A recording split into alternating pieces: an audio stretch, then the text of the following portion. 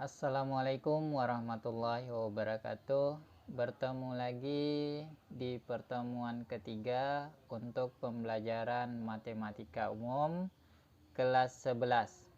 Nah, jadi sesuai janji saya di pertemuan kedua, di sini saya akan membahas untuk bab pertamanya. Kita membahas tentang induksi matematika. Nah, jadi di sini kita harus memahami apa itu induksi matematika, dan di sini ada kompetisi dasarnya, di mana kita setelah mengikuti pembelajaran induksi matematika, siswa mampu menjelaskan metode pembuktian pernyataan matematis berupa barisan, ketidaksamaan, keterbagian, dan lain-lain. Nah, jadi di sini untuk itu siswa perlu tahu apa itu induksi matematika. Jadi di sini untuk induksi matematika yaitu merupakan salah satu metode pembuktian di mana dilakukan secara deduktif yang digunakan untuk membuktikan pernyataan matematika terhadap himpunan bilangan yang tersusun rapi. Nah, jadi dalam pembelajaran induksi matematika ini berharap siswa dapat berpikir kreatif dalam berpikir, mampu memahami pernyataan matematis berupa barisan, persamaan, dan mampu berpikir kritis dalam mengamati permasalahan. Nah, sehingga siswa dapat menganalisa kebenaran suatu pernyataan atau permasalahan tersebut. Jadi induksi matematika ini sering juga kita gunakan dalam pembuktian suatu permasalahan dalam kehidupan sehari-hari. Nah, jadi apa manfaatnya dalam kehidupan sehari-hari? Misalnya pembuktian suatu masalah atau suatu berita, menganalisa atas kebenaran berita tersebut. Nah, di mana berita tersebut kita dapat mengetahui apakah berita tersebut benar atau tidak, hoax atau tidak. Nah, jadi perlu kita menyikapi berita tersebut sebelum menerimanya. Kebanyakan zaman sekarang ini kita dapat informasi-informasi yang belum tentu benar. Nah, jadi dengan belajar induksi matematika ini kita jadi siswa-siswa yang berpikir baik, sehingga kita dapat menganalisa permasalahan tersebut baik, benar, atau hoax. Nah, jadi sebelum kita menerima berita dari orang lain, kita wajib cari tahu. Jadi itu sudah termasuk induksi matematika. Jadi sebelum di sini, sebelum kita mempelajari prinsip induksi matematika, mari kita menganalisa suatu permasalahan dan menyelesaikannya atau mencari pola bagaimana cara menyelesaikannya. Oke, di sini ada suatu masalah 1.1 di mana kita disuruh menyelesaikannya atau mencari polanya. Jadi di sini sudah ada di buku matematika umum, bisa kalian pelajari di situ. Sedikit saya menjelaskan bagaimana penjelasannya. Oke. Di sini masalah 1.1, tanpa menggunakan alat bantu hitung, rancang formula yang memenuhi pola penjumlahan bilangan mulai 1 hingga 20.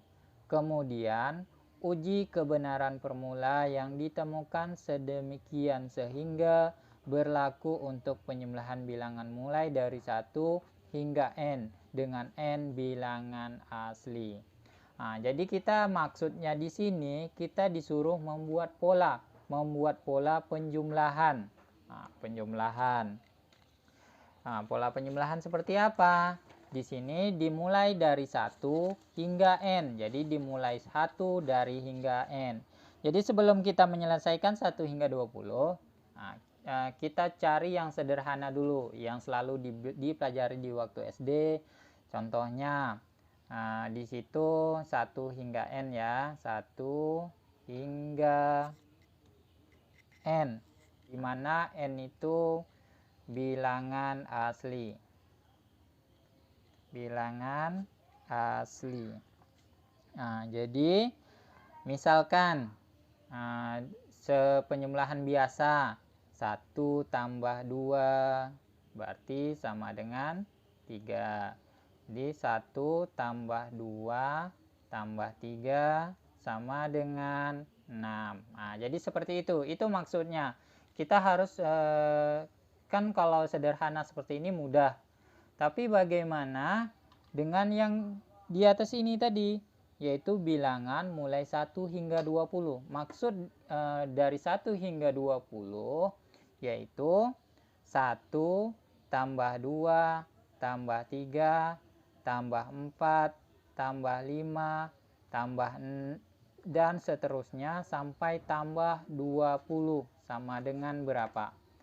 Nah, jadi boleh kita singkat, boleh ditulis. Kalau ditulis itu panjang, jadi boleh kita kasih titik-titik. Berarti 1 tambah 2 tambah 3 tambah 4 tambah 5 tambah 6 tambah 7 tambah 8 tambah 9 tambah 10 sampai tambah 20.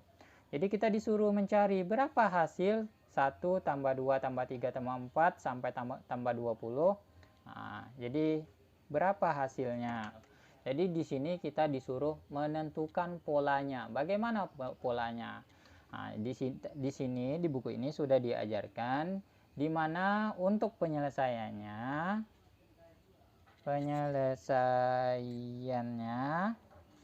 oke, untuk penyelesaiannya yang pertama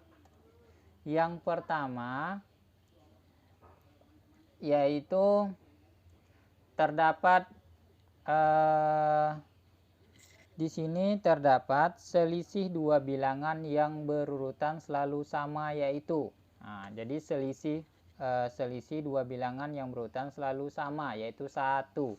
Maksudnya selisih dua bilangan, jadi ini ke sini 1, ini ke sini 1, ini ke sini 1, dan selanjutnya. Nah, jadi itu maksudnya. Jadi selisih dua bilangan yang berurutan selalu sama, yaitu 1. Oke, terus untuk yang kedua,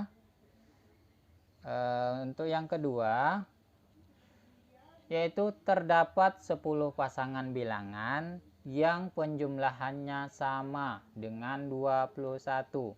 Jadi terdapat sebanyak 10 pasangan bilangan yang jumlahnya sama dengan 21.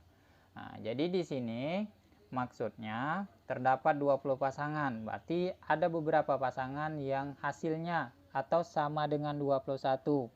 Contohnya di sini 1 di sini 1 tambah 20 sama dengan 21. Bisa, atau 2 tambah 19 sama dengan 21 juga. Jadi 3 tambah 18 sama dengan 21 juga.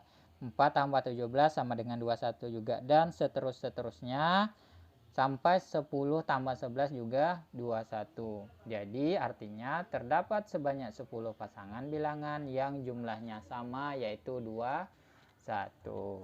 Jadi di sini dapat kita simpulkan, simpulkan 1 tambah 2 tambah 3 tambah 4 tambah titik-titik tambah 20 sama dengan. Jadi di sini kita dapat polanya, di mana banyak n-nya, n per selisih dua angka debar 2 sama dengan hasil yang tadi, artinya terdapat 10 pasangan bilangan yang jumlahnya sama dengan 21, berarti kita kali 21, maka n per 2,2 kali 21 sama dengan sama dengan n-nya berapa? Nah, n-nya tadi kan 1 hingga n, dimana soal ini yaitu 1 hingga 20. Nah, jadi maka n-nya 20. 20. Oke, 20 per 2 dikali 21 sama dengan, jadi 21 kali 20. Nah, berapa 21 kali 20? 420 per 2. 420 dibagi 2. 420 bagi 2 sama dengan 210. Jadi seperti itu. Jadi untuk cara sederhana seperti itu. Nah, jadi 1 tambah 2 tambah 3 tambah 4 sampai tambah 20 sama dengan 210. Oke. Nah, ini untuk contoh pertama. Jadi untuk siswa-siswa, jika tidak paham boleh ditanya saya di komen. Jadi untuk tugasnya coba kalian cari untuk soal pertama. Soal pertama yaitu cari 1 hingga 50. 1 hingga 50. Selanjutnya 1 hingga berapa? Hingga 100. Ya, hingga 100. Jadi silakan kalian cari soal pertama yaitu 1 hingga 50, soal kedua yaitu 1 hingga 100. Coba kalian cari, tentukan polanya. Oke, sekian untuk pertemuan ketiga. Jika tidak paham boleh di WA saya. Sampai di sini untuk pertemuan ketiga. Assalamualaikum warahmatullahi wabarakatuh.